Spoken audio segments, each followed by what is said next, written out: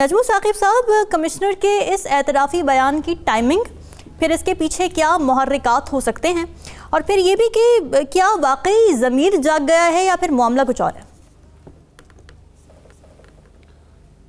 دونوں طرف سے رامین آپ اس کو دیکھ سکتی ہیں۔ اس سے پہلے کہ میں چٹا صاحب کے جو کردار میں جو انہوں نے باتیں کی ہیں اس پہ بات کروں، دو تین چھوٹے چھوٹے فکرے، کیونکہ آپ کے انٹرو میں کچھ بہت سارے سوال مجھے نظر آئے۔ جی، پہلی بات یہ نظر آئی کہ بے یقینی بڑھ گئی ہے، بلکہ ایک بے یقینی کو دوسری بے یقینی سے ریپلیس کر دیا گیا ہے۔ نمبر ایک۔ ٹھیک ہے۔ نمبر دو یہ کہ وہ ہمارے شہر میں، گاؤں میں یہ بڑا مشہور ہے کہ بھئی مقدمہ تو ہار گئے لیکن قانون کا پتہ لگ گیا۔ تو اس وقت پاکستان میں کسی سے آپ پوچھیں کہ فارم 45 کیا ہے، 46 کیا ہے، 49 کیا ہے، تو صورتحال جو ایسی ہی ہے کہ مقدمہ ہار گئے ہیں لیکن یہ ہے کہ قانون کا پتہ لگ گیا ہے۔ اب آتے ہیں یہ چٹا صاحب کی طرف۔ دیکھیے، دونوں طرف سے دیکھنے کے بعد میں آپ کو اپنی رائے دیتا ہوں۔ پہلی صورتحال یہ ہے کہ بھئی 8 کو الیکشن ہوئے، آج 16-17 ہے، آپ کو اچانک خیال آ گیا کہ آپ نے آ کے کہا کہ جی یہ اصل میں ایسا ہوا ہے، اور پھر ضمیر جاگنے کی جو آپ نے بات کی ہے، یہ اچانک کیسے ہو گیا؟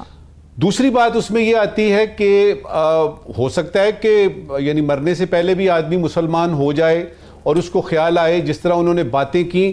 آپ ذرا نوٹ کیجئے گا کہ انہوں نے جو فکرے بولے ہیں، 2-3 فکرے صرف دیکھتے ہیں۔ پہلی انہوں نے بات کی کہ مجھے سزائے موت دی جائے، جی مجھے سزائے موت دی جائے، الیکشن کمشنر کو بھی سزا دی جائے، مجھے گرفتار کیا جائے، میں اپنے آپ کو پولیس کے حوالے کرتا ہوں، اپنے گناہ کی سرے عام معافی مانگتا ہوں، میرے اوپر کوئی دباؤ نہیں، ملک کے لیے کوئی غلط کام نہ کریں، نہ میں کروں نہ آپ کریں۔ اب یہ ہیں یہ سارے جو ہیں نا، اور پھر جو ایک خوفناک سا انہوں نے اشارہ کیا 1971 کی طرف کہ ایسا نہ ہو کہ وہ یہاں پہ آ کے میری بس ہو گئی اور میں نے کہا کہ یہ شخص جو ہے ان کو جو ہے وہ یہ اچانک جو خیال آیا ہے، یہ ان کو 8 یا 9 کو آ جانا چاہیے تھا۔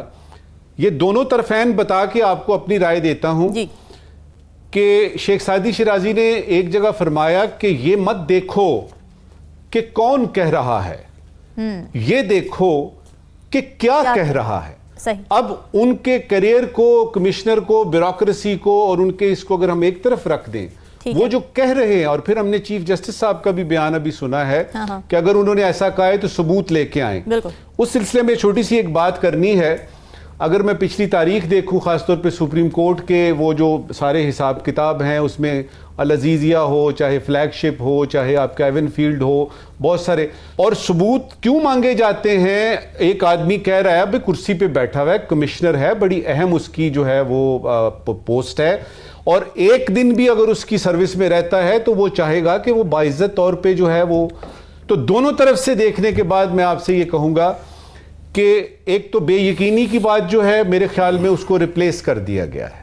اس وقت آپ کسی بزرگ چمہر کے پاس جائیں اور اس سے پوچھیں کہ کیا حال ہے، آپ کو نظر نہیں آئے گا۔ دوسرا یہ ہے کہ یہ جو کمشنر صاحب نے بات کی ہے، اس پہ اچانک ہمیں جو حکومت کی طرف سے، نگران حکومت کی طرف سے، خاص طور پہ جو پنجاب کے ہمارے نگران چیف منسٹر ہیں، ان کی طرف سے جو آیا ہے، انکوائری ہوگی، دیکھتے ہیں، دا گز دا میدان دے۔ اصل چیز یہ ہے کہ ہم جا کس طرف رہے ہیں، یہ ملک کس طرف جا رہا ہے، کیونکہ ہم نے یہ سنا تھا کہ الیکشن ہوں گے، سیاسی بے یقینی ختم ہوگی تو معاشی ترقی کی بات شروع ہوگی۔ اب وہ مجھے لگ رہا ہے کہ سیاسی بے یقینی جو ہے اس میں کوئی کڑماس ایسا مچ گیا ہے کہ آپ اس میں کسی طرف سے بھی دیکھ لیں، جو نقصانات ہو رہے ہیں سیاسی پارٹیوں کو وہ کوئی دیکھ نہیں رہا۔ اس میں سے ایک بتاتا ہوں آپ کو، لگ یہ رہا ہے کہ جس طرح سندھ میں سمجھا جاتا تھا کہ پاکستان پیپلز پارٹی صرف صوبے کی پارٹی ہے، اور پی ٹی آئی کے بارے میں تھا کہ یہ کے پی کے کی پارٹی ہے، تو اس میں جو مجھے نون نظر آ رہی ہے وہ مجھے پنجاب کی پارٹی نظر آ رہی ہے۔ مجھے آج پتہ لگا کہ محترمہ مریم نواز صاحبہ کا جو سکواڈ ہے وہ اکٹھا ہو گیا، 2 بلٹ پروف گاڑیاں مل گئیں، اور سننے میں بھی یہی آیا، ان کے اندر سے بھی بات یہی پتہ لگی ہے کہ وہ اب پنجاب کی طرف فوکس کر رہے ہیں۔ تو اس کا نتیجہ وفاق میں کیا نکلا؟ مجھے یہ خبر ملی اپنے طور پہ یہ سارا کچھ اینالائز کر کے، تجزیہ کر کے، کہ وفاق میں ایز وی سپیک اس وقت یعنی فروری 2024 میں کوئی ایک سیاسی جماعت بھی ایسی نہیں ہے جو یہ کلیم کر سکے کہ ہم جو ہیں وہ اس ملک گیر پارٹی ہیں اور ہم وفاق چلائیں گے. اب یہ صوبے بنیں گے نہیں بنیں گے یہ کیسے ہوگا یہ دیکھنے کی بات ہے, لیکن سب سے پہلے یہ دیکھنا ہے کہ عوام جو ہیں اس وقت بہت سخت پریشان ہیں. جو ذمہ داران ہیں ان سے ریکویسٹ ہے کہ اس قسم پرسی کی حالت کو دیکھیے, بے یقینی کی حالت کو دیکھیے, کوئی ایسا رستہ ہمیں دکھا دیجئے کہ ہمیں نظر آئے کہ اینڈ آف دا ٹنل جو ہے تھوڑی سی روشنی ہے. پہلے بھی پیپلز پارٹی بڑے آرام سے نکل گئی تھی سائٹ سے یہ کہہ کے کہ جی ہم تو پی ڈی ایم کا حصہ ہی نہیں تھے, اور جو بھی مہنگائی لیگ ہوئی اور جو بھی مسائل پیدا ہوئے پی ڈی ایم کے دوران وہ تو سارے نون لیگ کے تھے. ابھی بھی یہی کوشش کر رہی ہے پیپلز پارٹی؟ سوال یہ ہے کہ پی ڈی ایم کے پریزیڈنٹ کون تھے؟